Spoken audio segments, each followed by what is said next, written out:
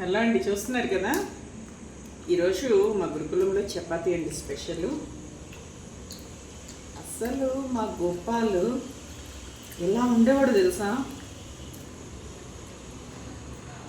వాడికి తినడానికి బద్ధకం కాదండోయ్, నేను పెడితే వాడికి చాలా ఇష్టం. మధ్యాహ్నం భోజనం టైంలో కూడా నేను అక్కడ కనుక ఉంటే, వాళ్ళ భోజనాల టైంలో కనుక అక్కడ కూర్చున్నట్లయితే భోజనం పెట్టాక నా ముఖం చూస్తాడు, పెడతానా లేదా అని. అందువల్ల ఇప్పుడు చపాతీ కదా వాడికి చాలా ఇష్టం అండి, అందుకని ముందుగా వాడికి పెట్టేస్తున్నాను.